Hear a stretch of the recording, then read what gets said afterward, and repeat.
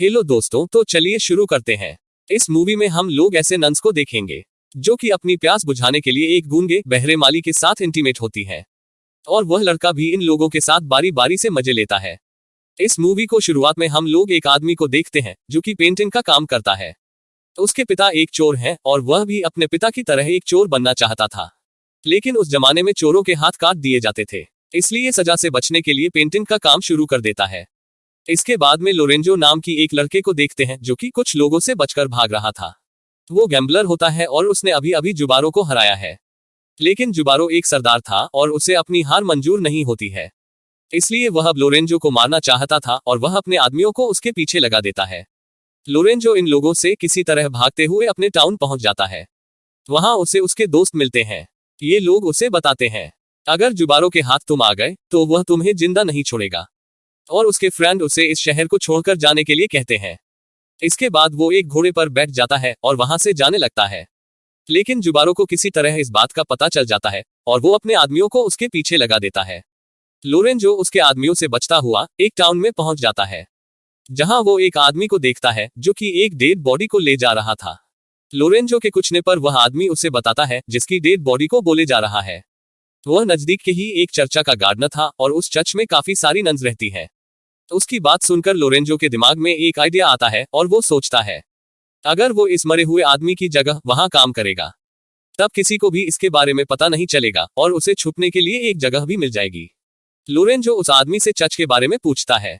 वो आदमी उसे बताता है उन नन्स को एक ऐसा आदमी चाहिए जो कि गूंगा और बहरा हो, क्योंकि वो नन्स एक ऐसा आदमी चाहती थी जो ना तो कुछ बोल सके और ना ही कुछ सुन सके। तो उस आदमी की बात सुनकर लोरेंजो काफी अजीब लगता है।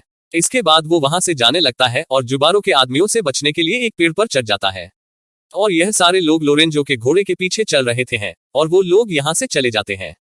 लोरेंजो पेड़ पर चढ़कर उन आदमियों को चकमा दे देता है, लेकिन तभी जिस डाल पर वह बैठा होता है वह डाल टूट जाती है और वह काफी ऊंचाई से नीचे गिर जाता है और वो यहीं पर बेहोश हो जाता है। तभी कुछ नन्स वहां से गुजर रही होती है और ये लोग लोरेंजो को देखते हैं और ये लोग उसे अपने साथ ले जाते हैं। इसके बाद हम लोग उस पेंटर को देखते हैं जो कि चर्च में पेंट कर रहा होता है। वो अपनी पेंटिंग्स को पूरी करने के बाद पैसे लेने के लिए चर्च के फादर के पास जाता है, लेकिन वो देखता है फादर को प्लेग की बीमारी है। तो उस वक्त प्लेग की बीमारी सभी तरफ फैली हुई थी, तो उस आदमी को यहाँ से कोई भी पैसे नहीं मिलते हैं। इसके बाद में वो खुद ही फादर बन जाता है। इसके बाद हम लोग एक लड़की को देखते हैं जिसका नाम कैम्पेनिया है, जो कि इस टाइम की राजकुमारी है, लेकिन हाल ही में उसके माता पिता की प्लेग से मौत हो गई। इस तरह से इस राज्य के राजा और रानी की मौत हो चुकी थी और अब कैम्पेनिया इस राज्य की राजकुमारी थी। कैम्पेनिया काफी अकेली हो चुकी थी। तभी वहां जर्मनियो आता है और वह कैम्पेनिया के बारे में काफी गंदे ख्याल रखता था। जर्मनियो उससे बोलता है वो खुद को अकेला ना समझे, वो उसका बहुत ख्याल रखेगा। तो उसकी बात सुनकर कैम्पेनिया उससे बोलती है वह अकेली बिल्कुल नहीं है, वो जल्द ही एक राजकुमार से शादी करने वाली है और उस राजकुमार का नाम काउंट है, क्योंकि मरने से पहले राजा ने कैम्पेनिया की शादी राजकुमार से करने का वादा किया था। जुबारो की ये सुनकर अच्छा नहीं लगता है क्योंकि वो कैम्पेनिया से शादी करना चाहता था। जुबारो यहाँ पर कैम्पेनिया से झूठ बोलता है और वो कहता है तो उसके फादर के ऊपर काफी ज्यादा कर्ज हो चुका था और उसने उसके फादर की बहुत मदद की थी, जिसकी वजह से राजा ने उनसे वादा किया था कि वह कैम्पेनिया की शादी उससे करेगा। कैम्पेनिया को जुबारो की बात पर विश्वास नहीं होता है, लेकिन कैम्पेनिया उससे कुछ भी नहीं बोलती है और वहां से चली जाती है। इसके बाद हम लोग लोरेंजो को देखते हैं जिसे उठाकर नन्स चर्च ले आई है। वहां पर दो नन्स उसे छू रही होती हैं और ये लोग उसे लालची नजरों से देख रही होती हैं। ये लोग लोरेंजो को छूने लगती हैं, जगह जगह पर किस करने लगती हैं। लोरेंजो भी अब होश में आ चुका था, लेकिन वो फिर भी चुपचाप लेटा हुआ था और वह चुपचाप मजे ले रहा था। ये दोनों लोरेंजो के साथ मस्ती कर रही होती हैं। तभी इनकी मदर वहां आ जाती है। वो इन लोगों से लोरेंजो के बारे में पूछती है। वो मदर को ये बताते हैं। उन्हें ऐसा लगता है जैसे ये लड़का गूंगा और बहरा है। ये दोनों नन्स अब लोरेंजो को लाइक करने लगी थी, इसलिए वह से चर्च में ही रखना चाहती थी और इसी वजह से इन दोनों ने बिना जाने ये कह दिया कि लोरेंजो गूंगा और बहरा है। उनकी मदर जब ये बात सुनती है तब वो भी बहुत खुश होती है और वो कहती है ये तो बहुत अच्छा हुआ, एक गया तो दूसरा आ गया, अब सबकी फिजिकल जरूरत पूरी हो जाएगी। लोरेंजो भी इन लोगों की बातों को सुनता है और वो समझ जाता है कि ये सारे के सारे प्यासी नन्स हैं और उसे यहाँ रहने में काफी मजा आने वाला है। यहाँ जो पुराना वाला गार्डन था, इन लोगों ने उसे भी अपने फिजिकल नेट पूरा करने के लिए यहाँ रखा हुआ था। लेकिन इन लोगों ने उसे ज्यादा ही पेल दिया था, जिसकी वजह से वह बेचारा बेमौत मारा गया। इसके बाद ये दोनों नन्स लोरेंजो के कपड़े उतारती हैं और उसे नहलाती हैं, और ये लोग साथ ही साथ अपने कपड़े उतारती हैं, और इसके बाद ये लोग इंटीमेट होते हैं। लोरेंजो धीरे धीरे गार्डन में काम करने लगता है, लेकिन साथ ही साथ उसे इन लोगों के साथ एक एक करके बेलन क्रिया करनी होती थी, जिसे नन्स के साथ लोरेंजो भी काफी एंजॉय करता था। वहीं दूसरी ओर कैम्पेनिया अपने फ्रेंड के साथ होती है और वो जुबारो से छुटकारा पाना चाहती थी। इसके लिए वह अपने दोस्तों से बातें करती है। जब उसकी दोस्त उसकी बात सुनती है तब वो बोलती है, तुम्हें पास के टाइम के एक चर्च में जाना चाहिए और वहां नन्स बनकर रहना चाहिए। ये लोग उसी चर्च की बात कर रहे होते हैं जहां लोरेंजो को सुबह शाम बेलन क्रिया करनी होती थी। ये लोग उसे कहते हैं, कुछ दिनों बाद राजकुमार काउंट यहाँ आ जाएगा, इसके बाद तुम मुझसे शादी कर सकती हो, लेकिन तब तक तुम्हें सेफ रहना होगा। इसके बाद कैम्पेनिया नन बनकर उस चर्च में पहुंच जाती है। कैम्पेनिया जब यहाँ रहने लगती है तब वो बाकी नन उसको देखनी है कि कैसे वो लोरेंजो के साथ मस्ती करती है। अब उसका भी मन ये सब करने का होने लगता है। लोरेंजो को लाइक करती थी क्योंकि लोरेंजो उसे बहुत अच्छा लगता था, लेकिन राजकुमार काउंट से उसे शादी होने वाली थी। ये सब सोचकर वो रुक जाती है। कुछ दिन बाद काउंट महल में पहुंचता है ताकि वो कैम्पेनिया से शादी कर सके, लेकिन उसे भी यह बात पता नहीं थी कि कैम्पेनिया कहाँ है, और इसी बात को लेकर जुबारो और उसके बीच में लड़ाई होने लगती है। जुबारो उससे बोलता है, कैम्पेनिया तुमसे नहीं बल्कि मुझसे शादी करेगी, और ये दोनों एक दूसरे को नीचा दिखाने की कोशिश करते हैं। दोनों लोग कैम्पेनिया को पाना चाहते थे। इसके बाद काउंट माल से बाहर आता है। बाहर आने पर उसे एक आदमी से ये बात पता चलती है कि कैम्पेनिया पास के टाउन के चर्च में गई है और वहीं नन बनकर छिपी हुई है। इसके बाद काउंट जल्दी से चर्च की तरफ चल देता है। इधर हम लोग चर्च में देखते हैं तीनों नन लोरेंजो को अच्छी तरह नहलाती हैं, क्योंकि आज रात इन लोगों की मदर की बारी थी ताकि वो लोरेंजो के साथ मजे करे। लोरेंजो को यहाँ अच्छी तरह से नहलाया जाता है। इसके बाद लोरेंजो को नन के मदर के पास भेज दिया जाता है, जहां वो लोरेंजो के साथ भरपूर आनंद उठाती है। लेकिन कैम्पेनिया को ये सब अच्छा नहीं लगता है, क्योंकि वह मन ही मन में लोरेंजो को लाइक करने लगी थी। अगले दिन जब कैम्पेनिया गार्डन में जाती है तब वह लोरेंजो को गाना गाते हुए सुनती है, और उसे गाता देख वो बहुत खुश होती है, क्योंकि वह जिस आदमी को चाहती थी वह गूंगा और बहरा नहीं है। इसके बाद वो लोरेंजो के पास जाती है और उसकी आंखों में पट्टी बांध देती है।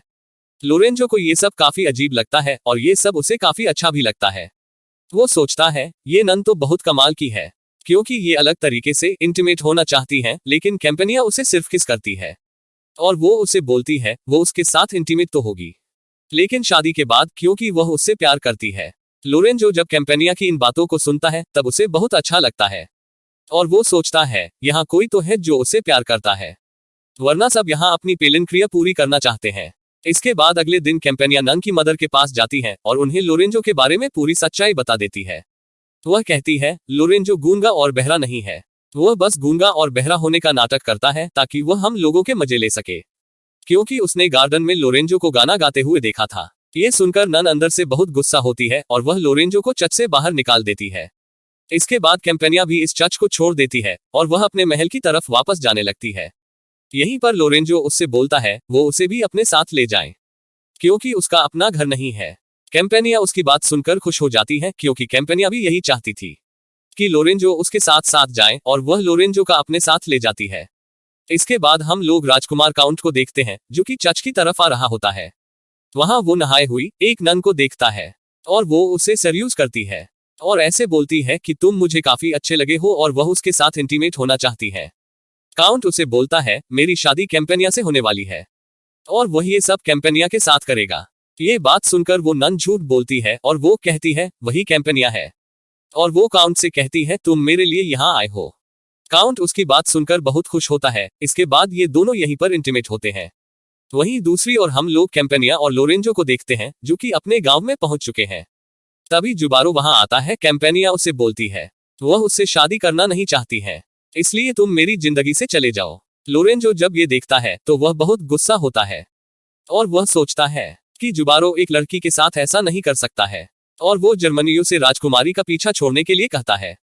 इसके बाद इन दोनों की यहीं पर लड़ाई होने लगती है। इसके बाद जुबारो जब उसे मारने वाला होता है तब कैम्पेनिया उससे बोलती है, ठीक है, मैं तुमसे शादी करने के लिए तैयार हूँ, लेकिन तुम उसे जान से मत मारो और इसे छोड़ दो। इसके बाद जुबारो लोरेंजो को एक जेल में बंद करवा देता है। कैम्पेनिया उसे फिर से बोलती है कि वो लोरेंजो को आजाद कर दें, तब वो उससे शादी करेगी। ये सुनकर जुबारो को शुरू में गुस्सा आता है, लेकिन वो कैम्पेनिया से शादी करना चाहता था, इसलिए वो लोरेंजो को छोड़ देता है। इसके बाद लोरेंजो टाउन से जाने लगता है, लेकिन जाते हुए अचानक उसे यह ख्याल आता है, इस तरह वो उस लड़की को नहीं छोड़ सकता है जिसने उसकी जान बचाई है। इसके बाद वो उन दो आदमियों को मार उसी टाइम की तरफ फिर से वापस जाने लगता है। वही हम लोग काउंट को देखते हैं, वह भी अब इसी शहर में आ चुका है और वो चर्च पहुंच जाता है, जहां जुबारो चर्च में कैंपेनिया शादी करने वाला होता है। वहीं पर लोरेंजो भी आता है और वह काउंट के साथ मिलकर जुबारो के आदमियों से लड़ने लगता है और ये दोनों मिलकर जुबारो और उसके आदमियों को हरा देते हैं। इसके बाद कैंपेनिया काउंट के पास आती है और वो उसे बोलती है वो उससे शादी नहीं कर सकती है। ये सुनकर काउंट को कुछ भी समझ में नहीं आता है और वो सोचता है कुछ ही देर पहले कैंपेनिया ने उससे शादी का वादा किया था, लेकिन अब ऐसा क्यों बोल रही है। इसके बाद कैंपेनिया अपना चेहरा दिखाती है। काउंट उससे बोलता है तुम कैंपेनिया नहीं हो, मैं जिस कैंपेनिया से मिला हूँ वह तो दूसरी है, जो कि उसे रास्ते में मिली थी। उसी वक्त वो लड़की भी वहां आ जाती है जिसे काउंट कैंपेनिया समझता था और उसे देखकर काउंट बहुत खुश होता है। काउंट बोलता है यही कैंपेनिया है और वो इससे ही शादी करेगा। इधर लोरेंजो यहाँ से जा रहा होता है, तभी कैंपेनिया उसके पास आती है और उसे जाने से रोकती है और वो अपने प्यार का इजहार उससे करती है। लेकिन लोरेंजो उससे बोलता है मैं तुमसे प्यार नहीं करता हूँ, बल्कि एक नन से करता हूँ जो कि पास के चर्च में रहती है और वो मुझसे शादी करना चाहती है और मैं उसी से शादी करने वाला हूँ। और उस लड़की ने उसे किस भी किया था। ये सुनकर कैंपेनिया बहुत खुश होती है और वो समझ जाती है वो उसी की बात कर रहा है, लेकिन उसे उस वक्त मालूम नहीं था कि वो लड़की कैंपेनिया ही थी। इसके बाद कैंपेनिया लोरेंजो के पास आती है और उसे किस करने लगती है। इसके बाद लोरेंजो समझ जाता है कि वो जिस नन की बात कर रहा है वो कैंपेनिया ही थी। इसके बाद ये लोग एक दूसरे के साथ बहुत खुश होते हैं और यहीं पर इस मूवी की हैप्पी एंडिंग हो जाती है। उम्मीद करता हूँ आपको ये कहानी जरूर पसंद आई होगी। मिलते हैं आपसे अगली मूवी के साथ, तब तक के लिए नमस्कार।